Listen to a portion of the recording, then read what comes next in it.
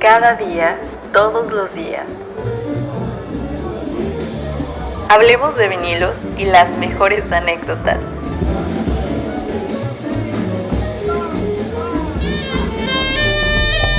Con Eduardo Piastro. Eduardo Piastro, un gran guitarrista que hoy estrena su programa Cero, cada día, todos los días, en el cual nos vas a contar anécdotas, a charlar sobre algún disco en especial, sobre algún libro, sobre alguna foto. Bueno, van a ir apareciendo, ¿no? Van a ir apareciendo a lo largo de la conversación y bueno, pues el chiste sí es que nos la pasemos bien y bueno, pues es una profesión complicada, ¿no? Porque sobre todo este asunto de dedicarse al jazz, ¿no? Porque realmente es una profesión que todo mundo quisiera haber tenido o pasó por ahí. Pero entonces hay una relación. Ahora, de esa relación que siento que va, por supuesto, desarrollándose, llega a un punto a donde, digamos, ya en el siglo XX o final del XIX, pues podemos pensar que hay las primeras grabaciones y los primeros cantantes de ópera y qué sé yo, que en realidad son grabaciones que escucha muy poca gente, ¿no? Uh-huh. Y paralelo en el terreno de los textos del libro y de las representaciones artísticas, pues está el cine, ¿no? Entonces la relación entre el cine y la música, pues finalmente está desde que se inventó el cine y desde que desde que se inventó la música, así desde que se inventaron las grabaciones, ¿no?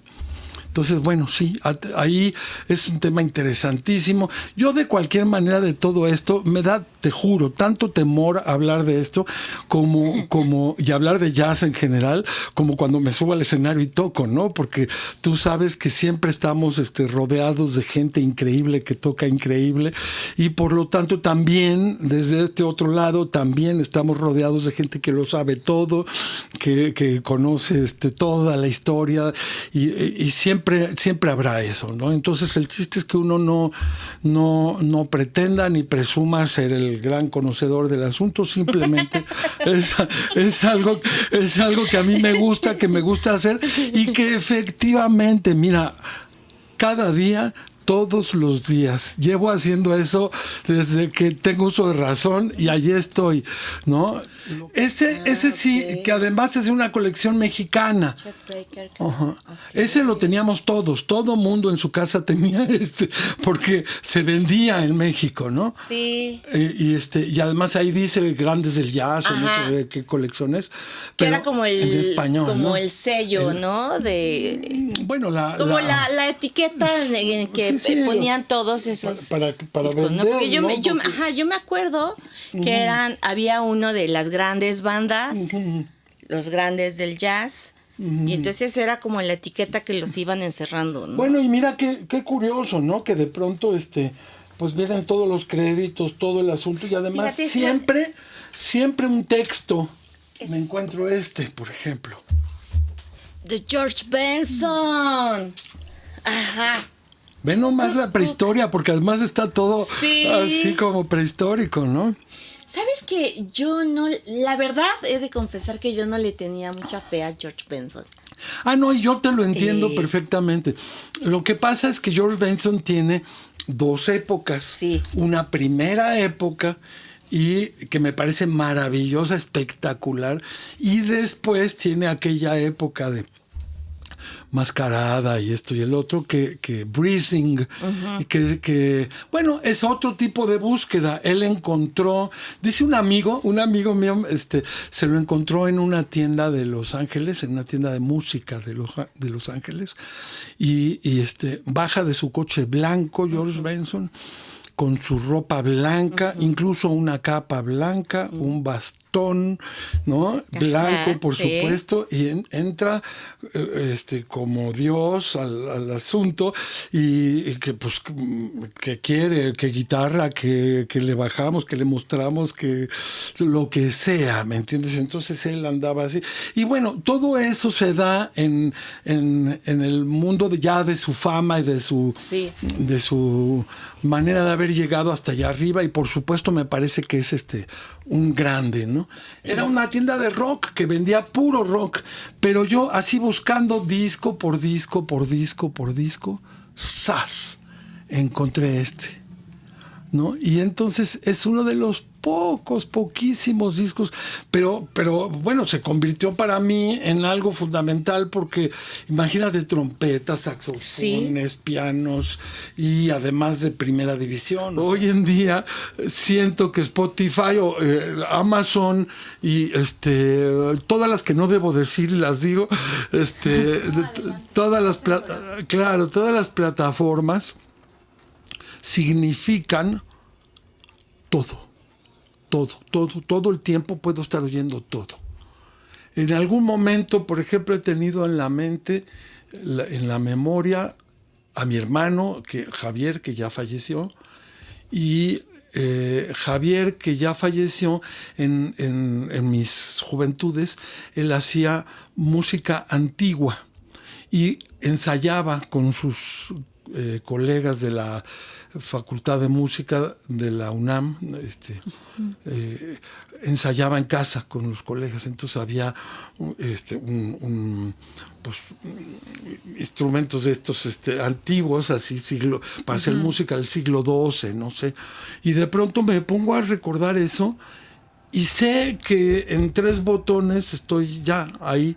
Entonces, es muy impresionante, ¿no? Que de pronto pueda yo tener ese recuerdo, esa memoria, e inmediatamente tener el sonido en la memoria. Entonces, ya no en la memoria, ya ahí ocurriendo. Entonces, bueno, eso es algo que me llama mucho la atención. En estas generaciones, en los 80s, no, obviamente no pasaba eso, ¿no? Y lo que he ido platicando en este podcast es mucho pues la ruta, el paseo por la Ciudad de México entero para conseguir un disco y para poder conseguir algo que realmente sienta yo como cercano a la música que quiero escuchar. Entonces, que fue cuando fui descubriendo el asunto del jazz, ¿no? Entonces, regresar al objeto sí me parece muy bonito. Fíjate, te voy a decir, Harris Coller, que es el clarinetista, Kenny Barron es el pianista, Christian McBride, que hace poco, por cierto, estuvo en el Cantoral dando un concierto impresionante, Jonathan Blake en la batería, Yasmeya Horn, vocales, y Nicholas Payton en la trompeta. Luego tiene un créditos para el cuarteto de cuerdas, es decir, para Megan Gould en el violín 1, Tomoko Omura en el violín 2, Karen Walchuk en la viola y Noah Goffeld en el cello, ¿no? Arreglados por, te da el dato de cuáles están arregladas por Darcy James Argu, otros arreglados por Ambrose Akinmusire. Y luego Fabián Almazán, otro arreglista, te pone todas las fechas de arreglo, de grabación, no sé, yo creo que pues ojalá esto vuelva a significar un mercado que hasta la fecha sentimos que está perdido. Sí. Y entonces ahora lo conseguí y lo traje. ¿No? Que es un disco que además tiene una portada hermosa, ¿no? One on One se llama el disco. Y tiene la cajita de cerillos. ¿Dónde habrán quedado esos cerillos? Ya no existen tampoco, ¿verdad? Cuidado porque ya se anda cayendo el disco. Ay, perdón.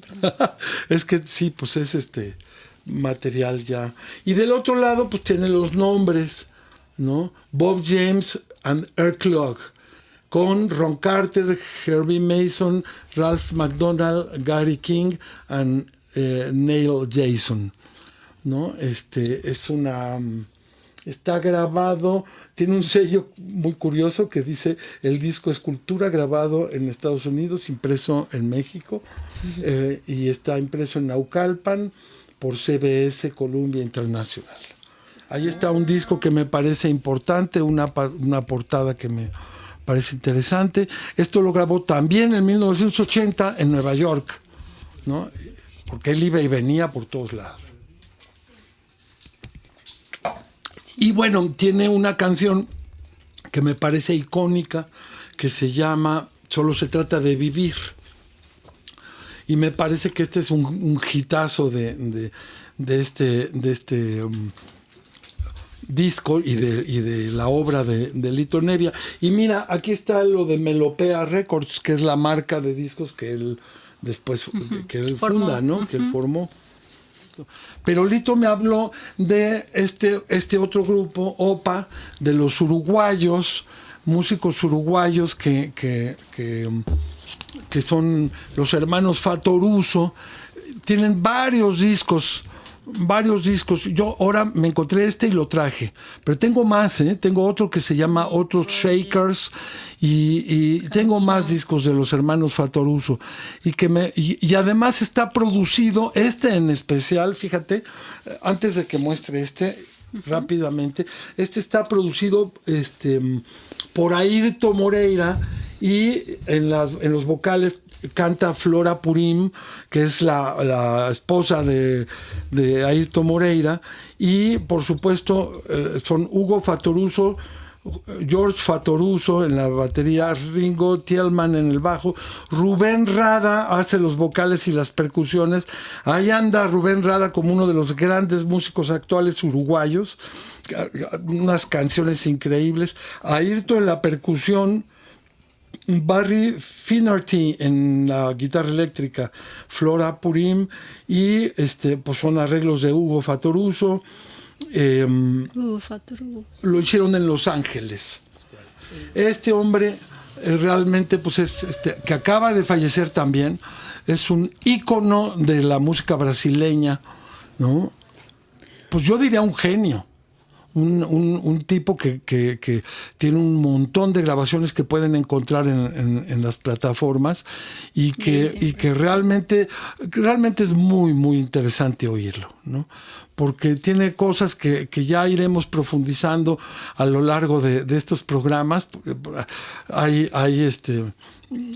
Nada más voy a poner un ejemplo. Musicalizó con el piano un discurso del presidente de la época, del presidente de Brasil de aquella época, que era el Collor de Mello, se llamaba. Y entonces Collor de Mello daba un discurso, y detrás del discurso, con todo el acento, con toda la manera brasileña de hablar el portugués, pues lo canta casi.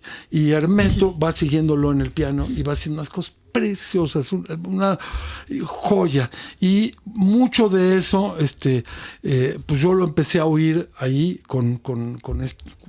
en la sala de la casa de Lito Nevia en esa época. Ahora, un árbol genealógico del blues y sus ramificaciones. Wow. Una cosa muy interesante que comienza por ahí de 1517, ¿no? Y dice que es el año en el que se autoriza el comercio de esclavos negros. Y es Charles Quint quien autoriza esto, ¿no? Y entonces, bueno, a partir de esto hay un banderazo de salida para todo lo que yo voy a platicar ahorita. Entonces, bueno, es evidente que podemos ir teniendo una noción de las cosas que van históricamente ocurriendo en Estados Unidos, en diferentes lugares.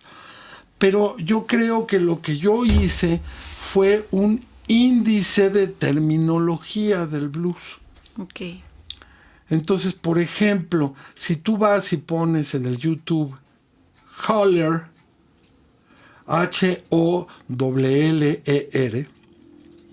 que empiezas a escuchar, digamos que cantos que son a capela, que son, de hecho, Holler tiene una traducción como de aullido, como de grito, pero también como de aullido. Entonces es muy interesante porque también está el shout, ¿no? Y el shout y los shouters, que son los gritones, por así decirlo, que son expresiones que empezaban a ocurrir. Y es muy curioso que estás hablando de algo absolutamente primitivo, ¿no? Que tiene que ver con una... Sonidos básicos. Con una forma de expresión muy, muy elemental.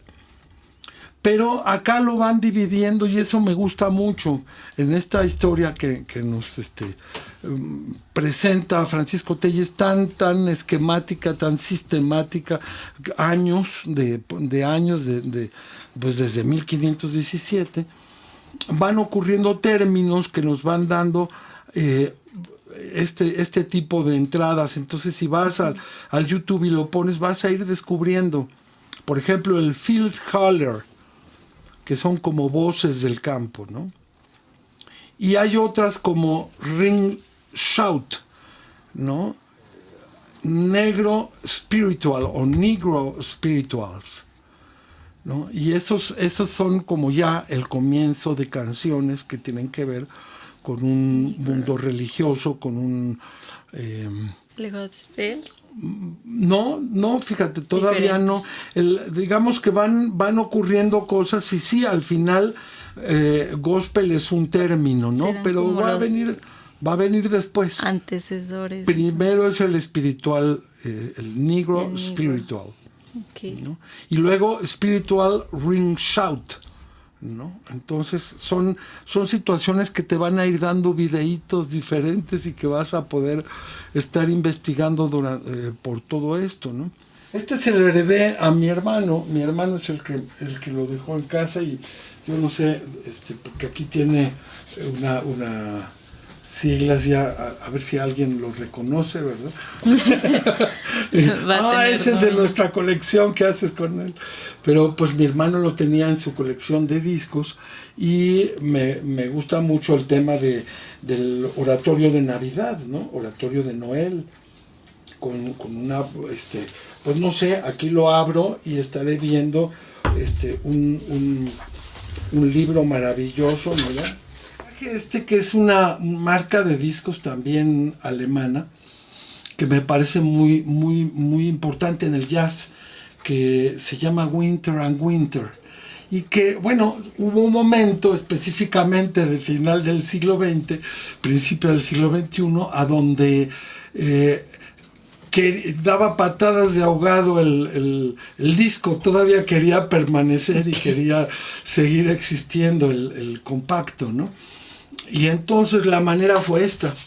La manera fue encontrar portadas que eran hechas con cartón y ya con la menor cantidad de plástico posible. Qué linda, ¿no? Está. Y pero bueno, por supuesto, esta es una edición de Navidad, a donde tienes música de 1680, de 1667, de 1710, y te van explicando y va habiendo todo, que es parte de lo que los discos siempre nos han regalado, que es pues el texto, el libro, a donde puedes mirar lo que estás escuchando.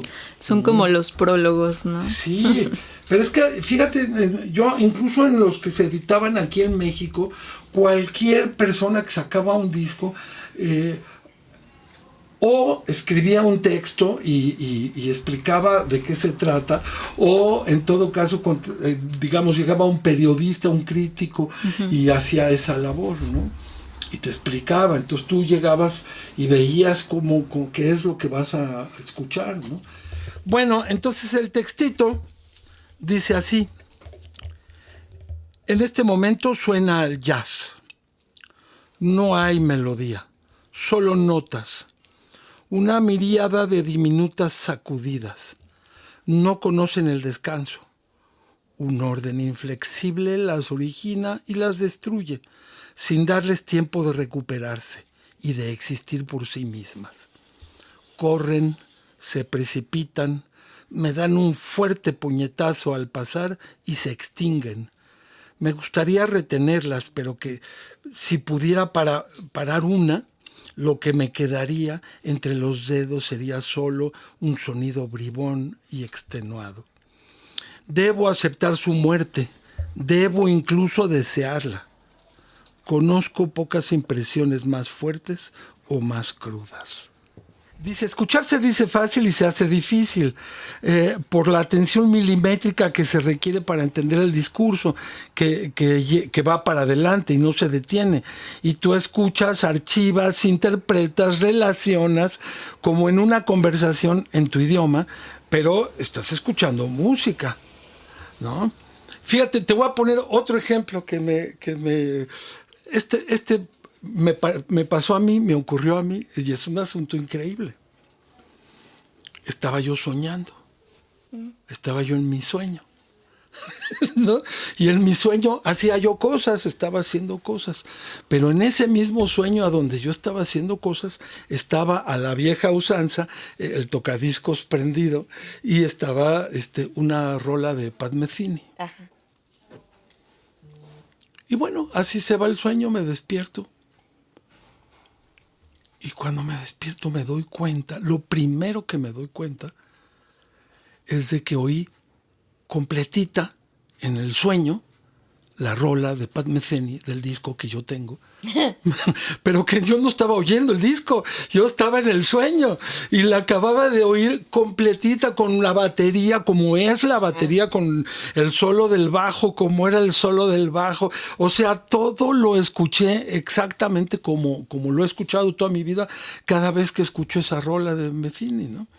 Entonces, eso me dejó muy impactado porque dije, ¿cuánta música de la que he escuchado vive en mí? Este libro que tengo acá es genial, genial. Una cosa que se llama Panorama de la Música Contemporánea, de Claude Samuel. Pero es un libro viejito, de Ediciones Guadarrama, pero ya no sé si exista eso de Ediciones Guadarrama. Sí, todavía, ¿no? Ajá. Pues no lo sé, pero es del 60 y tantos, ¿no? Y entonces es una crítica, pero hay tantas críticas y la gente, sobre todo en el mundo de la música académica, ha hecho tantos comentarios del jazz, e incluso de manera despectiva, ¿no? Que cuando oyes a un tipo centrado, moderno, concreto, tolerante, que está no se encarga de decir si esto es bueno o malo, no, esto es lo que hay en el mundo y esto está pasando y vamos a escuchar y vamos a tratar de entender. Eso también se llama escuchar. Es un crítico, pero es un crítico que escucha y entonces no está diciendo que algo es mejor que otra cosa, y defiende mucho a la música contemporánea y le gusta mucho la música francesa contemporánea porque él es francés, pero de alguna manera no se desprende ni del clasicismo ni del jazz ni de nada.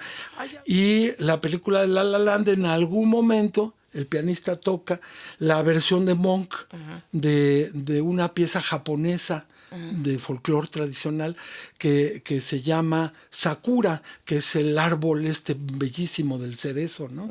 Y se llama así, Sakura. Y entonces es una pieza que yo escuché en el tocadiscos de mi padre, de mi familia, en un disco así de esos grandototes, con un árbol de cerezos en la portada, ¿no? Así maravilloso, y así se llamaba Sakura o algo así, ¿no? Y entonces yo la escuché y la oía y la tenía yo en mi oreja, estaba eso. Pero un día empecé a oír a Monk tocando algo y yo digo, ¿qué es eso? Y entonces son viajes. Ajá. A veces uno en la música viajas a la infancia y escuchas o logras oír entre todas las notas de Thelonious Monk eso que había oído yo de niño, que era una cosa sinfónica que se llamaba Sakura, como el árbol, y es un tema de folclore japonés muy viejo. Es una revista, entonces hay de todo, es una recopilación exactamente.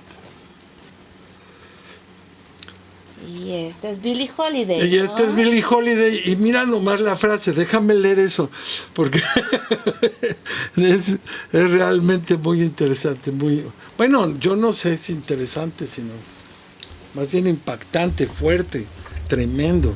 Que alguien hable así, ¿no? En fin, hay un reflejito, pero lo voy a subir así para que no haya. Bueno, esto lo dijo Billie Holiday. Ajá. Me han dicho que nadie canta la palabra hambre como yo, ni la palabra amor. Tal vez yo recuerde lo que quieren decir esas palabras. Tal vez soy lo bastante orgullosa para querer recordar Baltimore, Welfare Island, la institución católica y los tribunales de Jefferson Market, al sheriff en nuestra casa de Harlem, las ciudades y poblaciones donde recibí golpes y me hicieron cicatrices, Filadelfia, Alderson, Hollywood y San Francisco, todo aquello. Ni todos los Cadillacs y bisones del mundo, y he tenido unos cuantos, pueden remediarlo o lograr que lo olvide.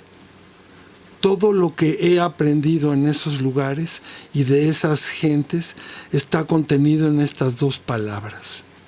Tienen que tener algo que comer y un poco de amor en tu vida para aguantar un condenado sermón de alguien sobre la forma en la que debes comportarte. Billie Holiday. Se dice que Charlie Christian es uno de los pioneros del bebop en la guitarra. El género de bebop, que es un poquito, aquí lo estoy sosteniendo, que es un poquito el inicio de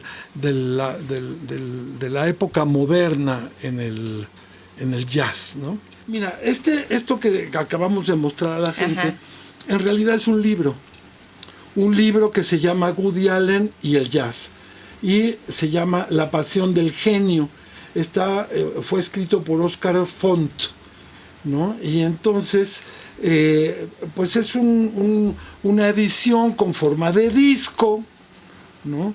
Y en este sentido pues tiene una introducción, capítulo que es introducción, orígenes y bagaje musical. Te cuenta la relación de Woody Allen con el clarinete. Era un tremendo ejecutante de clarinete, ¿no? Sí, por ahí tenemos también una foto, ajá, de Woody Allen tocando el clarinete. Claro, claro. Ajá. Es que además, como tocaba música tradicional, justamente buscaba un clarinete que no es común, que es un clarinete que se usaba específicamente para el jazz tradicional. Entonces, todas esas historias te las va contando aquí en el libro. El jazz en las películas de Woody, otro capítulo, las bandas sonoras, digamos que un CD, porque eso está curioso aquí también, mira, al final. ¿Tiene un CD? Al final está el CD aquí guardadito. ¿No? ¿No? Ajá. Entonces, bueno, ¿y la música que está en el CD? Es toda la filmografía. Ah, ok. O sea, él no toca. No es un... No. No es como... No es la música de Woody Allen, no. Es la música de las bandas sonoras de sus películas, ¿no? Eso es lo que yo empecé a hacer, a jalar como el hilito de las composiciones de Cricri. Pero entonces fue muy bonito porque entré al mundo de este hombre y de una imaginación que por otro lado no era, porque no siempre hizo música infantil. Uh-huh. Hay unas anécdotas que ya me cuentan sus familiares, ¿no? O sea, que el tema de que bueno, cuando dijo que quería ser músico, pues fue un escándalo familiar. Y resulta que la familia se dedicaba a hacer programas de mano de la ópera y de las obras de teatro, y ellos de eso vivían, de hacer programas de mano, o sea, de las imprentas. Sí. Y entonces dice, no, nada de música, tú te vas a dedicar al negocio familiar y entonces te tienes que ir a donde están las imprentas para que tú aprendas el negocio de las imprentas. Y ¿a dónde crees que me lo mandaron? ¿A dónde? A Nueva Orleans. Ahora sí, ¿no? Como dice el dicho, sí. El niño ven que le gusta la fiesta, le dan sonaja, hombre, ¿no? Así tal cual como lo estás diciendo. Entonces llega a Nueva Orleans y todo lo que para él significa, y de hecho hay un disco por allí de jazz de la época, sí, donde sale una rola con el crédito de Gabilondo Soler. Wow. ¿No? Y entonces él estuvo allí metido a la vez que aprendió pues el tema de las imprentas y todo ese asunto.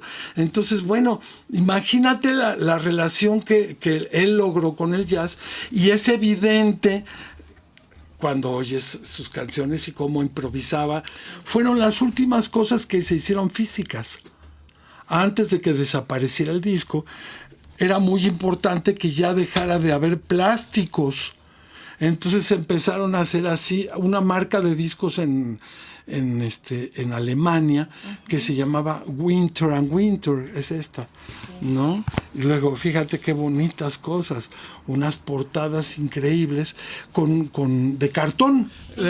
Jorge Laya Herrera es un laudero extraordinario de la Ciudad de México que hace guitarras clásicas, pero en realidad pues sacó este libro, precioso libro.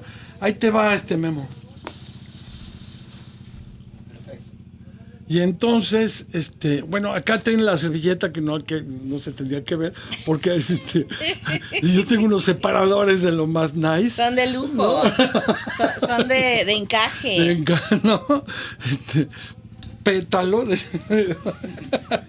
Pero, en fin, y bueno, el libro está interesantísimo, y yo tengo la propuesta de que lo vamos a invitar aquí al programa y vamos a hablar del libro, porque, bueno, además el tema de la guitarra pues es apasionante, y sobre todo pues toda la manera en la que se construye su historia, un montón de cosas que en realidad me parecen sumamente interesantes. ¿Por qué unas cuerdas? ¿Por qué las otras? Y yo creo que valdría la pena el libro La guitarra clásica frente a la tradición y la modernidad, de Jorge Laya Herrera. Y entonces grabamos el disco, grabamos 7 rolas, 8 rolas, 9 rolas, y se quedaron allí. Estos amigos se regresaron a Holanda, lo postprodujeron, y ¿qué creen? Ya salió.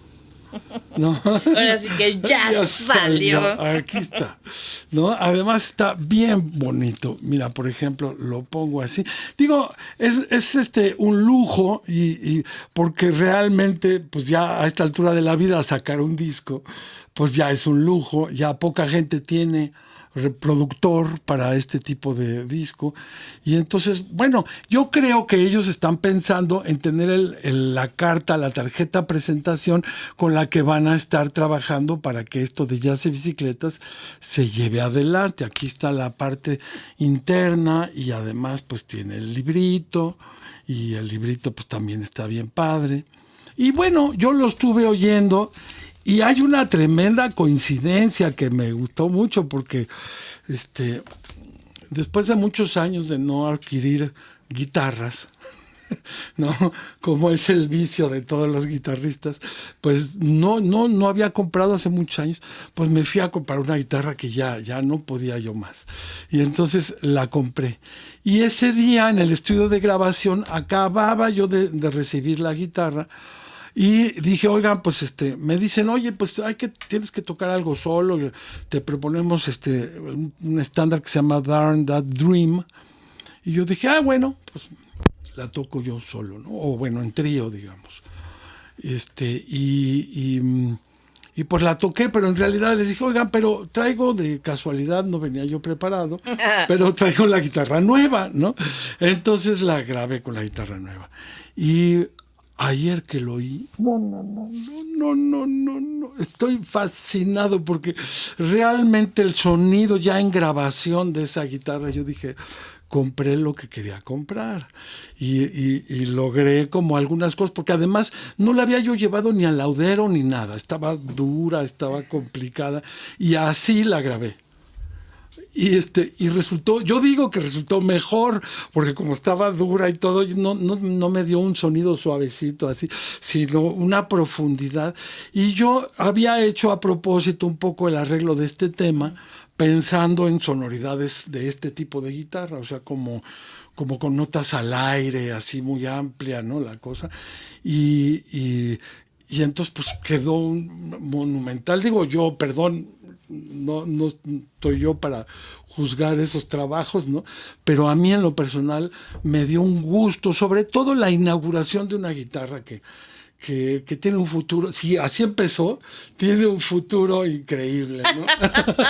Y entonces, bueno, pues aquí está el disco y mañana lo presentamos en la embajada holandesa. No es así abierto al público, pero bueno, pues ya llegó y no en el grupo del Paul Winter Consort de 1960 y tantos, surgieron 4 músicos que trabajaron allí, ¿no? Que son realmente los formadores de Oregon. Este disco es, si no me equivoco, de 1975, ¿no?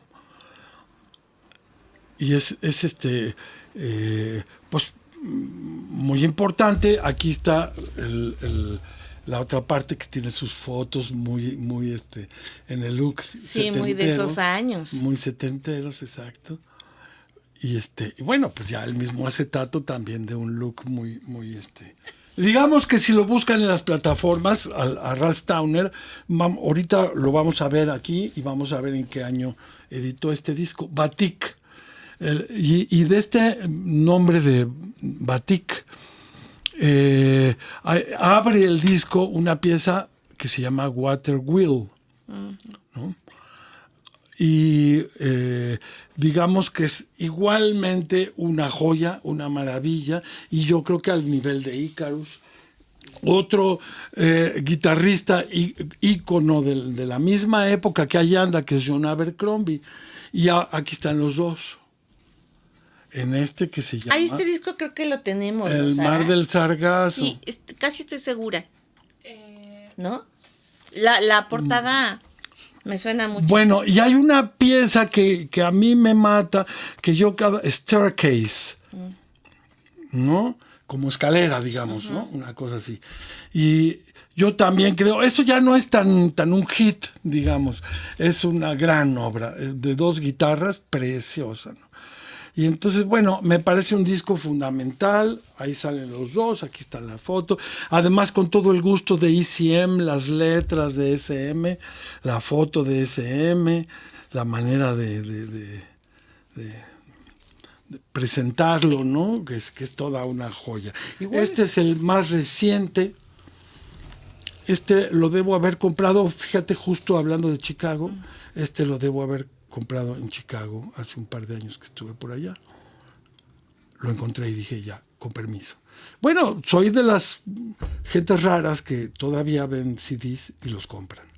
Bueno, pero es que todavía funciona tu aparato, ¿no? Fíjate que ahora, últimamente, lo que realmente tengo es mi computadora, mi MacBook Pro. Porque pero ya ni las MacBook tienen, ya ni las computadoras tienen para escuchar discos. Pero bueno, la mía no la cambio porque tiene eso, ¿no? Entonces, pues escucho todo esto y por supuesto, pues llegué de Chicago pues a escucharlo, ¿no? Traigo que me costó una fortuna. Una fortuna doble. Sí. Ahí está con la tabla hindú, con el contrabajo, con la guitarra. No, pues era un grupazo, una cosa monumental. Ahora, la gente de mi edad, que aún sin ser músicos, todos, cuando yo posteé, acaba de fallecer tristemente, pues los que respondieron a eso, pues todos son de mi generación, y todos son amigos que por supuesto saben quiénes son y que los disfrutaron enormemente, ¿no? Esto fue una inversión, déjenme decirles, así como la ven, me costó un potosí.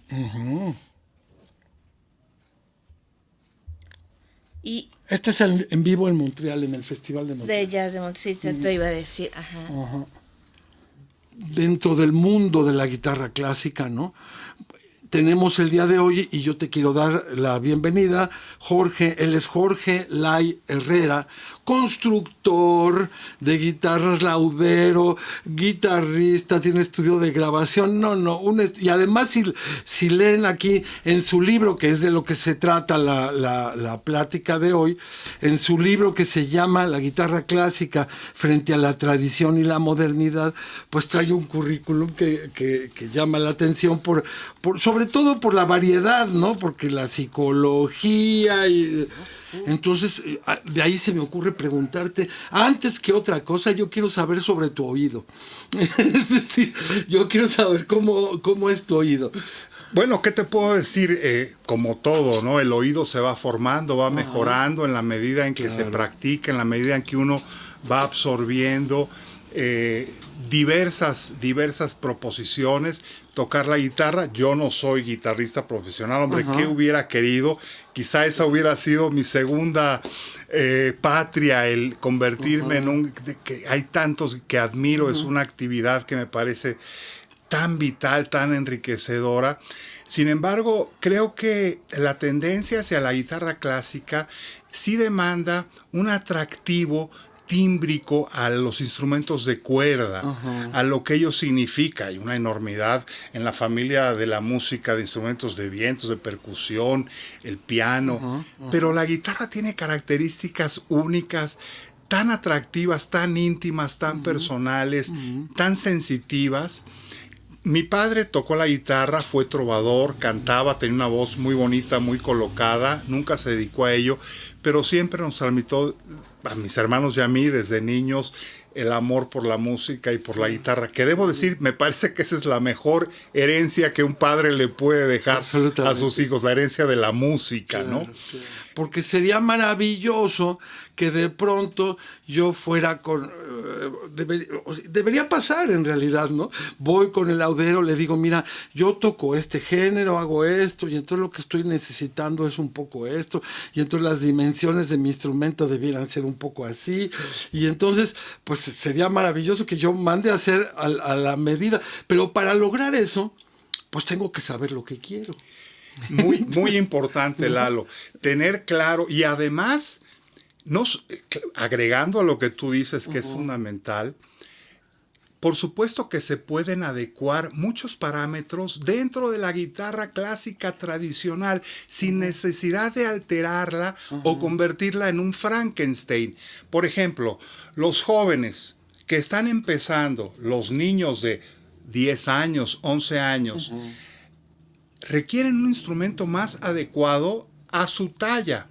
Aunque yo sé, porque aquí habría que entrar, que es también otro tema muy complejo, a los diversos esquemas de enseñanza o pedagógicos que varían enormemente. Es un libro, pues, muy documentado, que trae mucha tela de dónde cortar, y que realmente invitamos a la gente a que acceda a él, porque va a sacar mucho provecho. Pero también pienso que hay un tipo de los lauderos en México, que no son pocos. Yo creo que son los especializados los que deberían realmente, forzosamente, tener este tipo de libros como el que te acabo de mostrar, ¿no? Yo creo que eso que señalas es muy importante. El libro no es un solo público.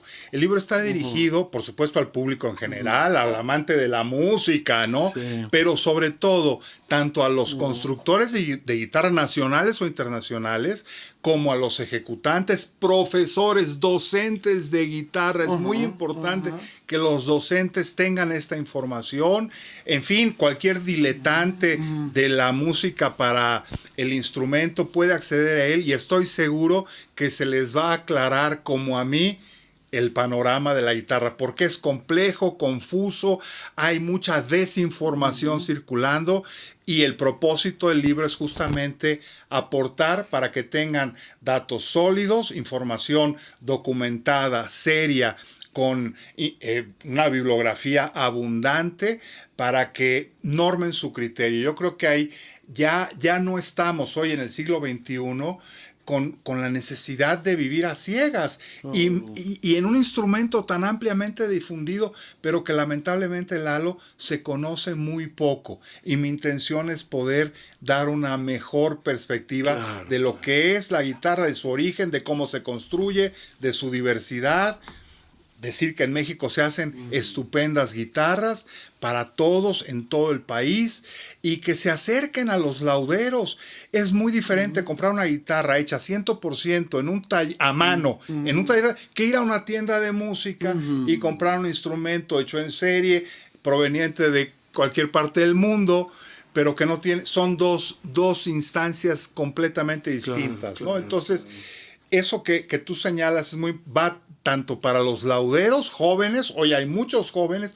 Si tú recuerdas, porque creo que tú participaste y además estás en la lista, en el 2000, antes de la pandemia, yo me dediqué a identificar una lista de guitarristas mexicanos, de todos los guitarristas de música académica. Y al final agregué una sección en donde están todos los guitarristas no académicos.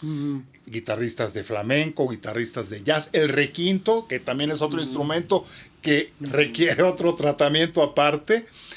Esa publicación incluyó también los constructores de guitarra en México, que en el 2016 o 17, y que sigue en internet, mi estimado amigo Esteban Peña administra la página, se llama La Guitarra de México, lo pueden encontrar en Facebook.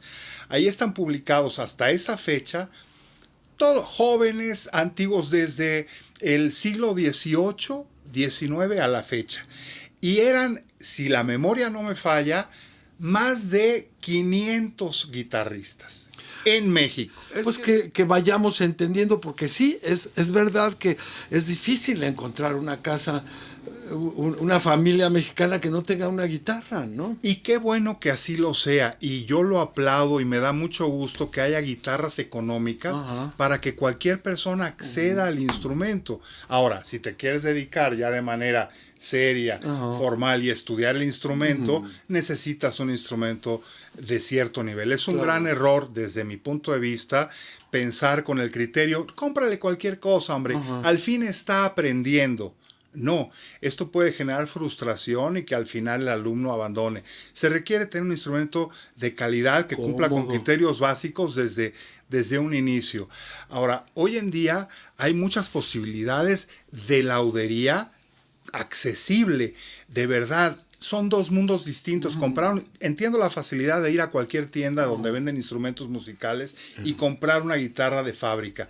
No lo hagan. Mejor vayan a los lauderos. Hay muchos en la Ciudad de México, hay muchos en todo el país, en Michoacán, en Yucatán, en Nuevo León, en todo México.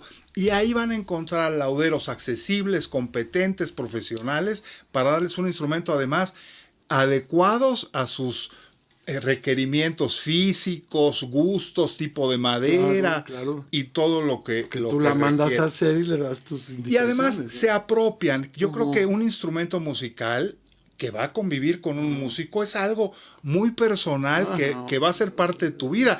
Y en especial la guitarra, porque por ejemplo el piano es un instrumento de uso común.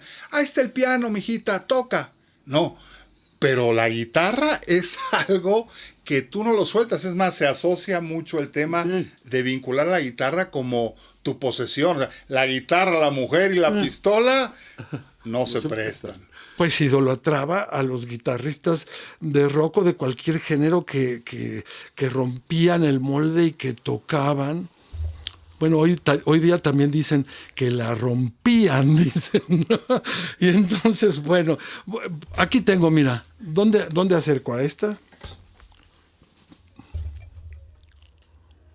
Mi fiesta empezaba un poco con esto, o por lo menos mi ilusión de mostrar, de explicar, de jugar con tus emociones en el terreno del rock, ¿no? Y decía yo, Steve Moore's Band, con un disco que se llama The Introduction, con un tema que se llama Cruise Missile, que verdaderamente, pues, si se dan el tiempo de escucharlo, toda esta conversación que estoy pues elaborando, tiene que ver con que vayan, les invito y oigan esto, porque de verdad es un golpe emocional, es un golpe de música que está a todo poder, ¿no? Y que a mí me hacía sentir en esas reuniones que ya llegaste, mira, si quieres saber qué es el rock para mí, ¿no? Es esto. Y había como extremos. Por supuesto eran cumpleaños. Entonces a mí me encanta este disco, ¿no? Que dice que el tema 1 es un soul intro y luego viene el tema de Chicken. Pero bueno, ya me doy cuenta que yo no ponía el tema 1 así solito, que yo ponía el track 7, que es el que tenía el Happy Birthday que le hacían a Jaco Pastorius en la orquesta que estaba tocando con él, le cantaban el Happy Birthday.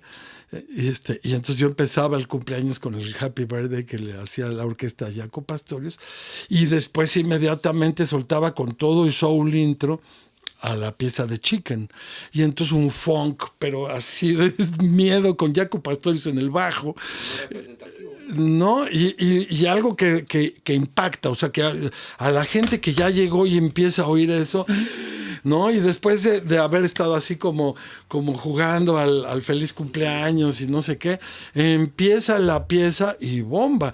Y después viene Steve Morse y la de rock y sigue el asunto, ¿no? Ahora, algo que quiere hacer toda la gente en determinado momento, pues es bailar en las fiestas. Entonces, por supuesto, y esa es otra anécdota que al rato cuento, porque, bueno, por supuesto estaban y tengo los discos de la Orquesta Aragón y de todo eso que era muy, muy importante para las fiestas. Pero yo quería continuar en la línea del golpe, del gancho al hígado, ¿no? Del golpe emocional así fuerte. Entonces tengo aquí este disco de Arturo Sandoval. Me cuesta más trabajo ver de lejitos, porque están chiquitas las letras. Pero por supuesto es una maravilla. Digo, empieza con un tema que se llama Bebop, que es un tema de Dizzy Gillespie, que lo hace latino, ¿no? Pero esto es una joya que además ha resultado, en mi caso, este disco en especial, porque cuando hablé de rock puse a Steve Morse, ¿no? Pero cuando quería yo hablar de blues, ponía a Jeff Beck, ¿no? Porque el tema de cómo maneja todo el concepto de las distorsiones con la guitarra de blues, es imprescindible, digamos. Lo que yo he aprendido en este disco de blues es fundamental, ¿no? Entonces, bueno, es algo que a mí me gusta, con todo gusto quiero compartir, porque fue algo que yo ponía en estas fiestas intentando convencer, pero sin discutir, o sea, convencer con música. Salí y traje a Alan Holdsworth, en un guitarrista en un disco en el que toca música de Bill Evans, además de otras cosas, y me encanta. Y bueno, es una influencia, es una inspiración más que una influencia, una inspiración oír tocar a Alan Holdsworth, ¿no? Ojalá hubieran llegado a ser influencia, pero yo creo que más bien fueron inspiración. Una cosa mucho más clásica, mucho más tradicional, que es Kenny Burrell y orquesta, ¿no? Es una orquesta de swing con un guitarrista de swing, que me parece un disco precioso de Verve, que también fue y ha sido de mis fundamentales, hasta que yo lo tenía en acetato y hasta que no lo reencontré.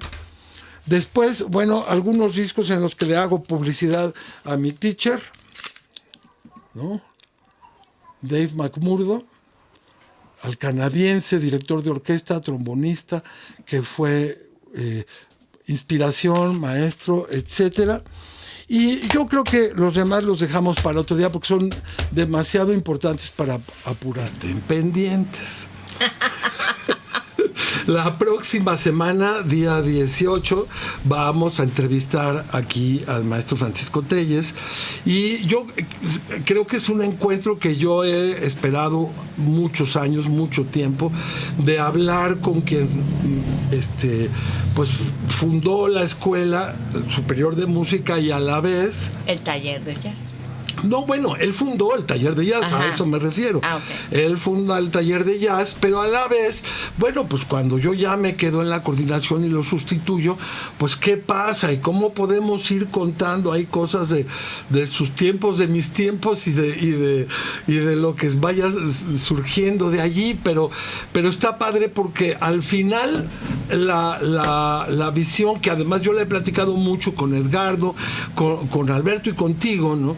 La idea de hacer documentos sobre esta historia que al final es la que ha estado, como dice Edgardo usó alguna palabra y Alberto también, el tema del semillero, dicen ellos, ¿no?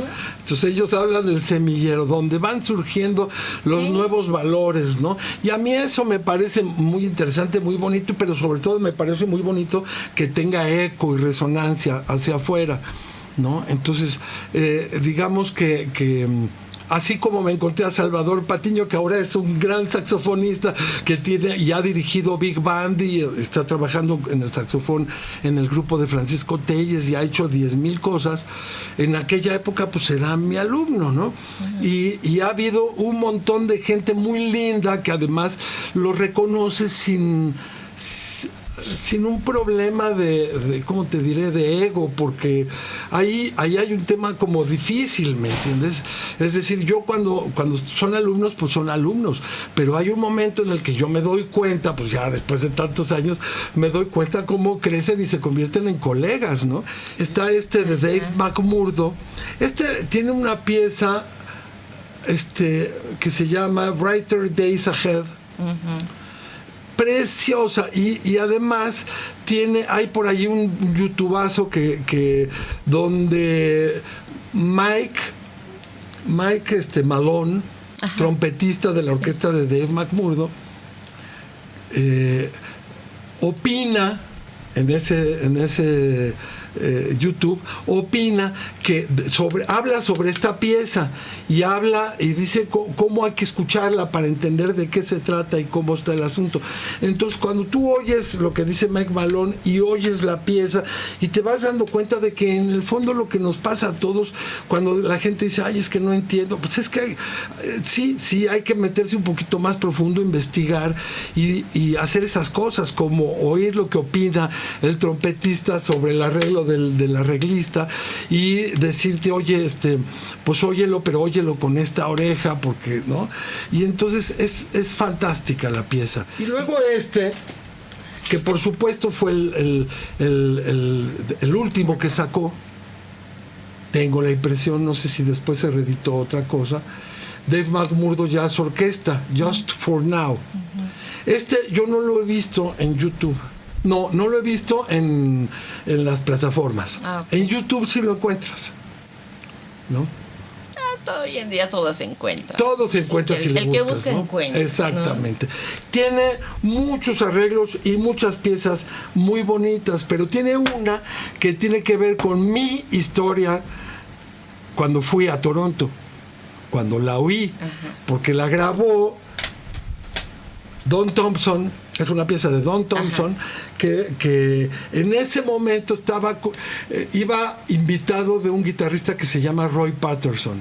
Entonces fui al concierto en vivo de Roy Patterson. Don Thompson tocó en ese momento el vibráfono. Yo te hablé del contrabajo. Sí. Y con la orquesta de Dave tocaba el piano. Pero, y luego además es ingeniero de sonido y le sabe allá todo el asunto. Pero aquí con este hombre tocaba el vibráfono.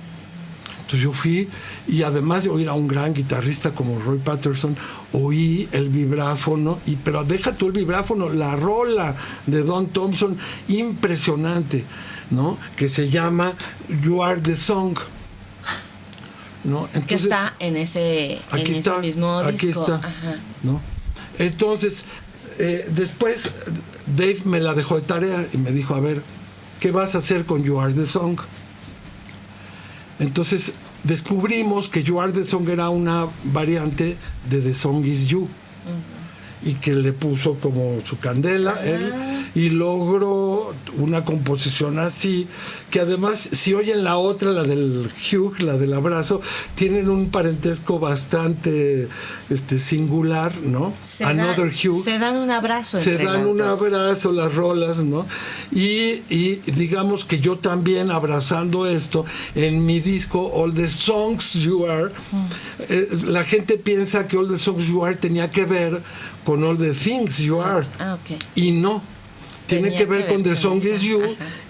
y con You Are the Song, que en el fondo son variaciones de este tipo de música. Entonces, y la idea que hoy hablaba con los alumnos es que tú no analizas para robarte las ideas y copiar. Analizas para que te den ideas y a partir de allí tú iniciar una nueva búsqueda. Entonces, si tú oyes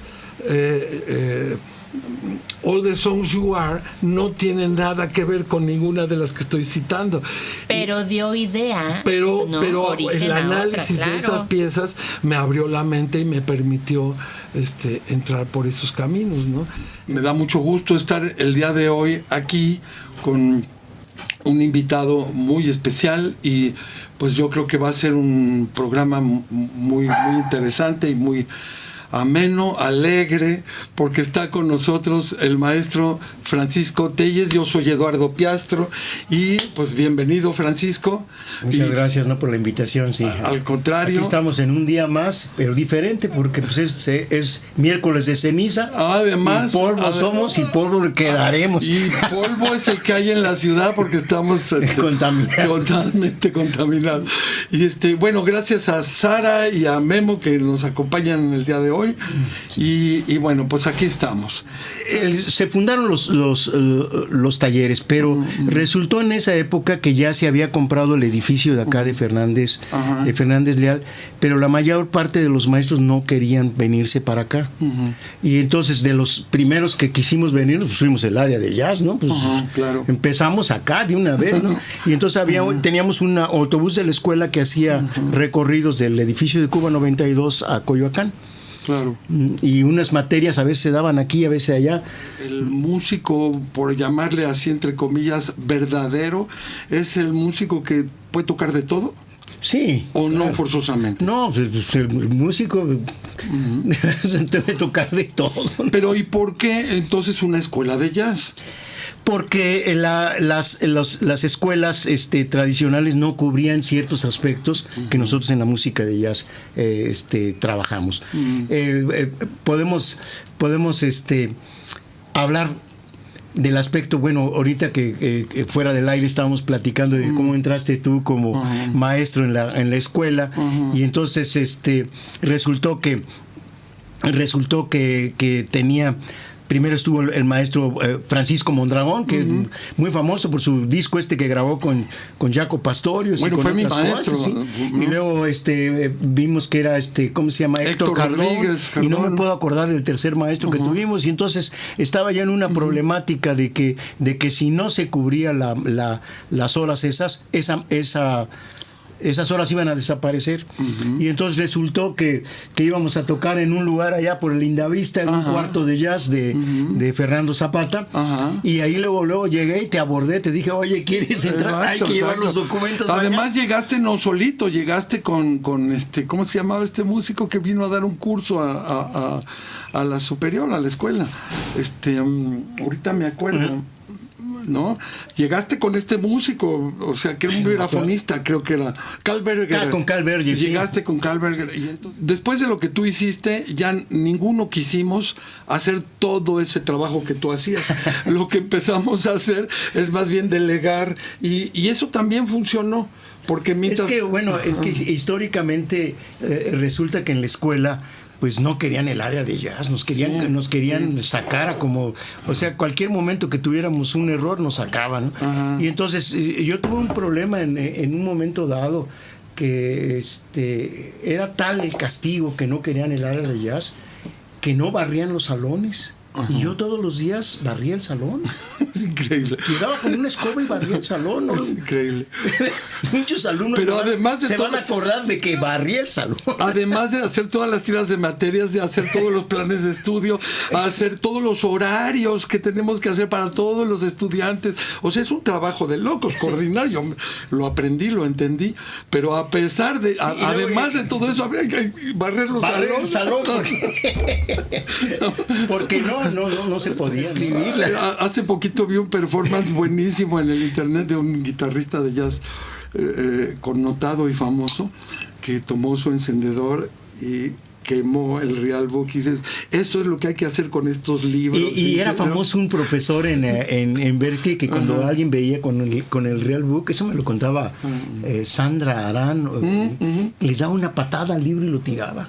Sí. Porque es que pues eso ocasionó que mucha gente se aprendiera las cosas como están ahí. Claro. Y no son así. No. Hay que ir al disco. Bueno, pero esa es casi una herencia que por lo menos en mi caso uno se tarda mucho en entender que al final no solamente es un problema de repertorio y de los libros, sino es todo un mundo de tradición oral. Yo quisiera recordar la primera vez que nos llegó el omnibook de Charlie Parker. Sí. No, yo en esa ocasión le saqué una copia y se lo regalé a Miguel Samperio, que era, bueno, sigue siendo un admirador muy grande de Charlie Parker. Y toda la noche no me dejó dormir porque hablaba todo. No, maestro, ya se fijó, ahí está equivocado. Y es una labor muy grande la que hicieron de transcribir todos los solos de Charlie Parker.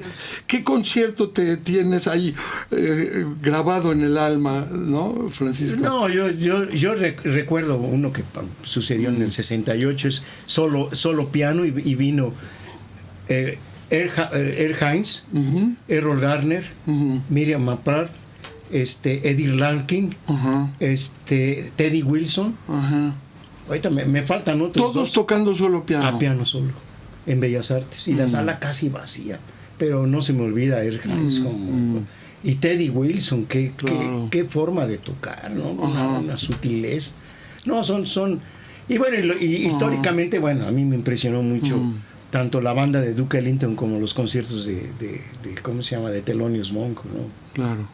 Pero resulta que le puso al principio Miles Davis sacando las letras con el abecedario como Bach, el nombre de Bach, así sacó, y entonces comienza a tocar toda la gran banda y le entra la guitarra de McLaughlin y dice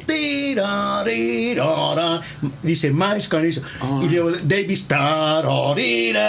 y ahí se arma todo. Qué bonito, claro. Escuchen la aura de Miles. Bueno, mira, y además ya con ayuda de la interpretación. Y en medio de los solos se oye a McLaughlin tocándolo otra vez. Exacto. Y terminan así, con la línea melódica. Claro, bueno, pues ahí está una tarea, ¿no? Y yo creo que todos vamos a ir a las plataformas a escuchar Aura de Miles, y recordemos que Miles pues estará cumpliendo el 23 de mayo. 26 de mayo, 100 años de su natalicio. Entonces, y luego viene el de Coltrane. ¿Qué sé cuándo es? Es en septiembre. También de este año. De Coltrane. Como vamos a hablar de estos temas, más que traer discos, pues me traje algunos libros. Y por cierto, lo adquirí hace poquito. Un amigo, un compañero de cuarto en una chamba, nos fuimos a tocar por allí. Y estábamos en Monterrey. Y te toca, pues siempre entre los músicos, pues compartir cuarto con tu colega. Y entonces mi colega Adrián Flores lo había, el contrabajista, lo había comprado y lo traía, y estaba muy emocionado así leyendo, y pues yo lo ojeé, lo vi, y después estaba yo paseando por la librería, y de pronto lo veo, y veo que cuesta un ojo de la cara, pero digo, pues ni modo. Dice, pone un epígrafe, se dice, sí, un epígrafe, que es una cita, por ejemplo, en este caso de Freud, de un texto que se llama El ego y el ello. Y entonces él cita esto: las sensaciones de naturaleza placentera no nos impulsan per se, mientras que las desagradables lo hacen en grado máximo. Estas últimas nos empujan hacia el cambio, hacia la liberación, y por eso interpretamos lo desagradable como un aumento y el placer como una disminución de la catexis energética. Digamos, la catexis pues es una palabra dominguera que te lleva en un numerito, el 5, que hasta abajo dice: en psicoanálisis la catexis o inversión emocional se define como el proceso de asignación de energía mental o emocional a una persona, objeto o idea, ¿no? Energía mental o emocional.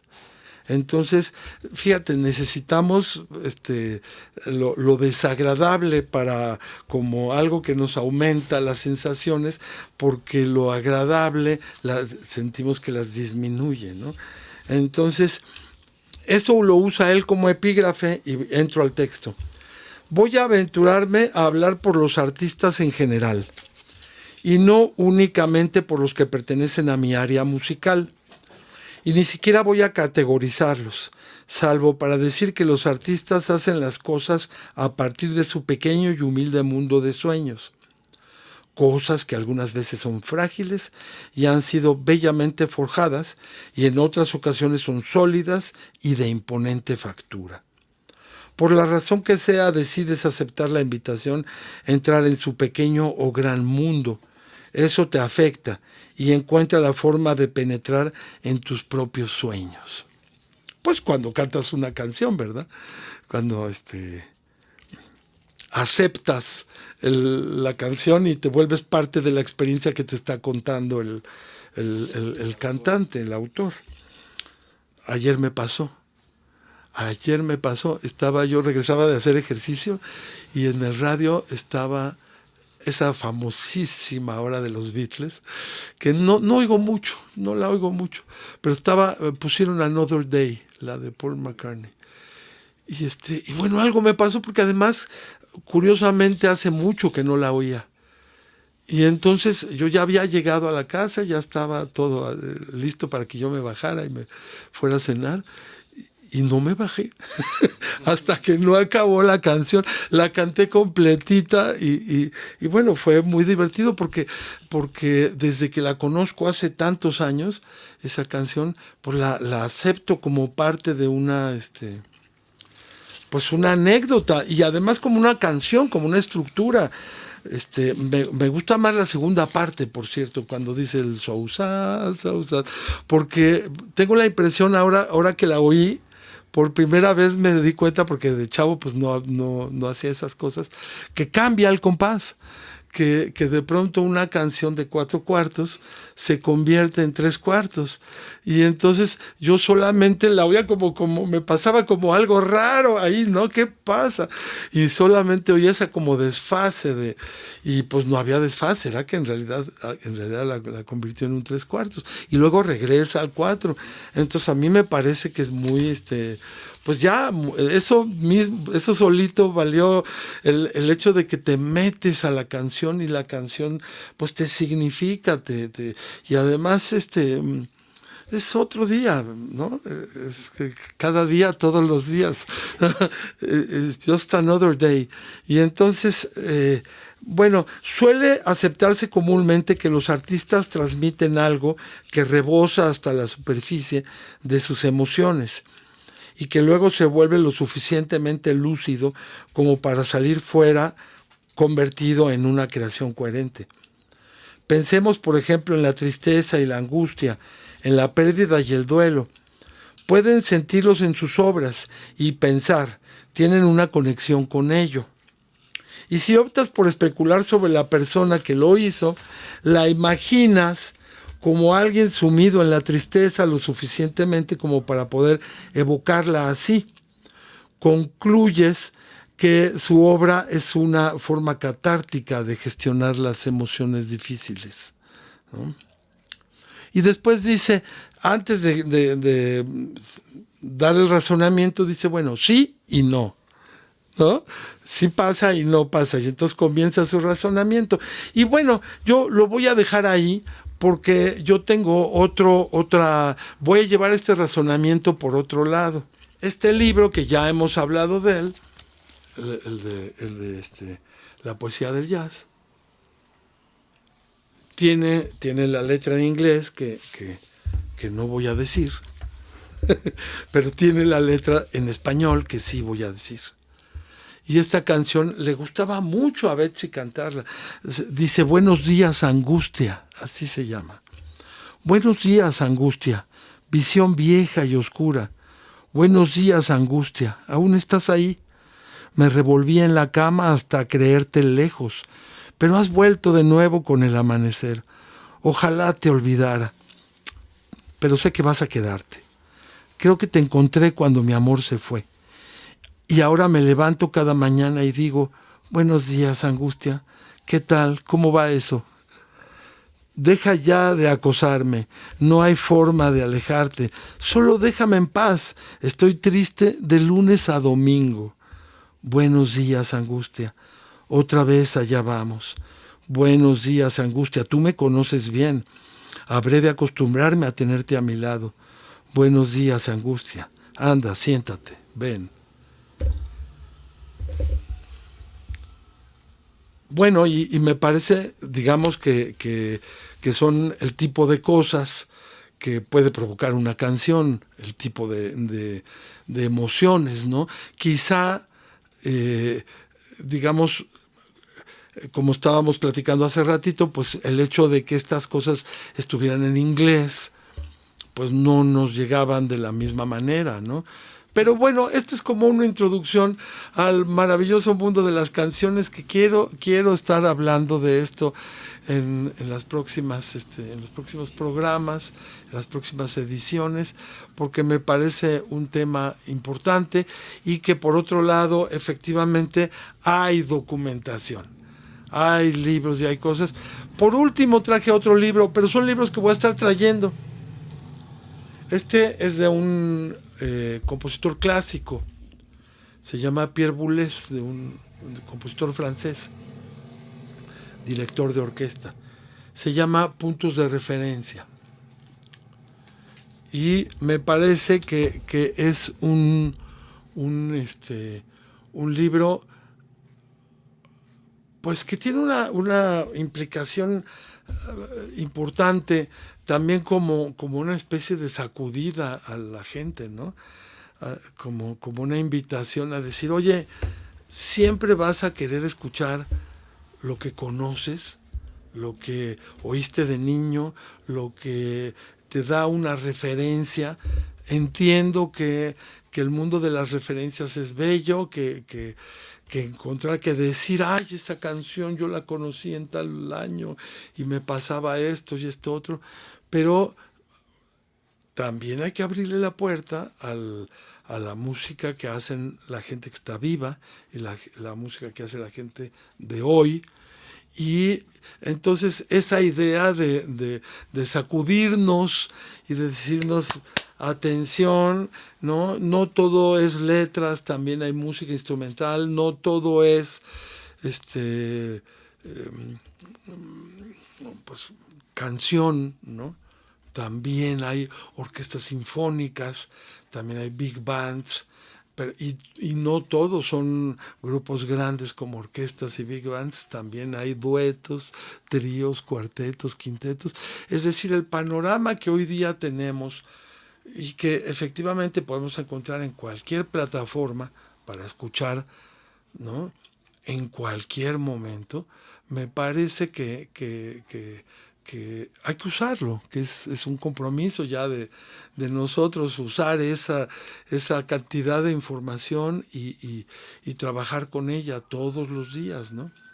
Entonces, bueno, pues este programa es el programa introductorio y va a ser un tema que vamos a seguir abordando en los próximos programas. Nos vemos el próximo programa, el próximo miércoles. nos escuchamos y seguimos comentando acerca de estos temas que me parece que, pues en lo personal, son a lo que dedico mi vida, así que me apasionan, me gustan y los quiero compartir con ustedes. Muy bien, hasta luego.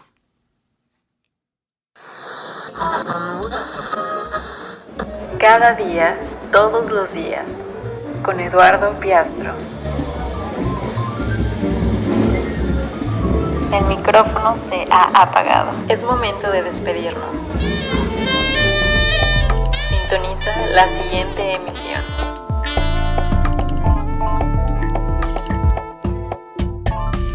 Una producción de El Convite Radio Gourmet.